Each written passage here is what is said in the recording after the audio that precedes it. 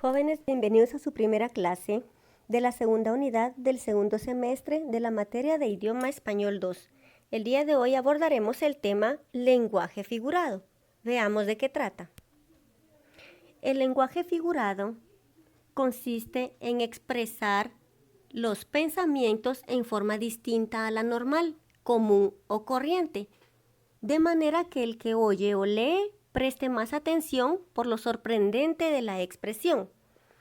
Jóvenes, la finalidad del lenguaje figurado es comunicar ideas, pensamientos, pero el que habla puede hacerlo de tal manera que su pensamiento parezca con más fuerza. Dejará el lenguaje ordinario y utilizará diversos procedimientos que darán realce al pensamiento. El lenguaje figurado se divide en epíteto y anáfora.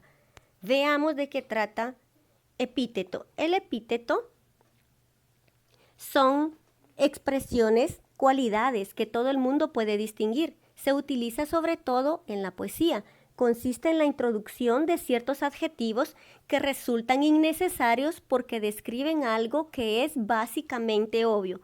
Por ejemplo, en las oraciones, la blanca nieve, la dura piedra, la negra noche, la dulce azúcar, el cálido sol. Entonces vemos ahí que es básicamente obvio los adjetivos innecesarios. Continuemos. La anáfora. Etimológicamente viene del griego ana, que significa similitud o repetición.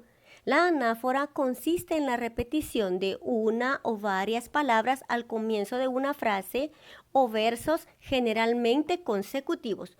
Por ejemplo, en nuestra oración, traed, traed de aceites vasos llenos. Vemos la repetición de la palabra traed.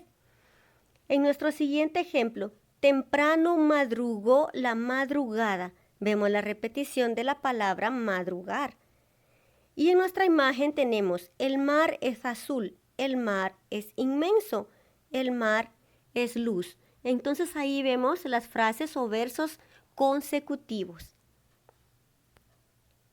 El sentido figurado.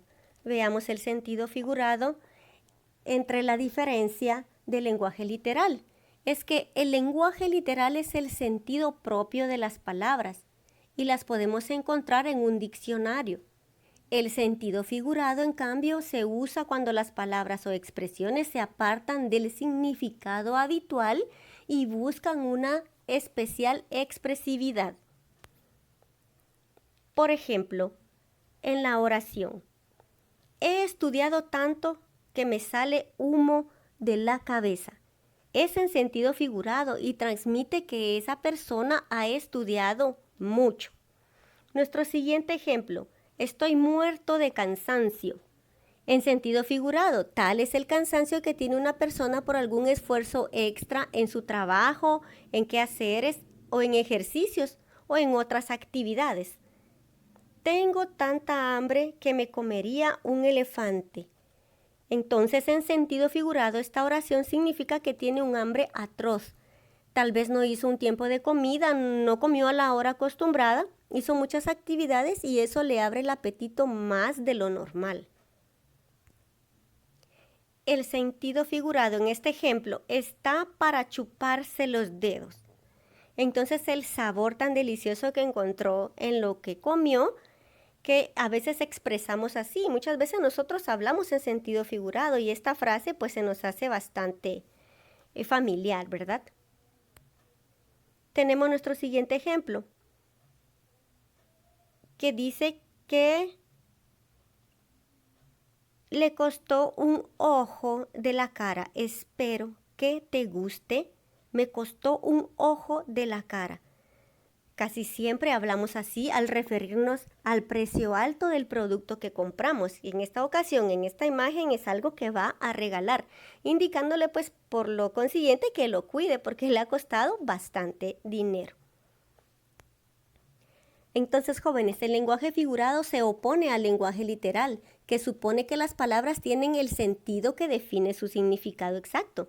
Si nos damos cuenta, estas frases son en sentido figurado porque expresamos algo contrario al lenguaje literal, ya que a nadie le sale humo de la cabeza por estudiar tanto, tampoco se muere alguien por estar cansado, y ninguna persona se comería un elefante o una vaca entera. Estas frases no son literales, son en sentido figurado. La tarea para ustedes. Debe elaborar un resumen del tema lenguaje figurado. Recuerde anotar sus datos completos en cada tarea entregada. Envíe su tarea por vía WhatsApp a mi número personal. Cuídense mucho, que Dios me los bendiga y quedo a la orden de cada uno de ustedes en cualquiera de sus dudas.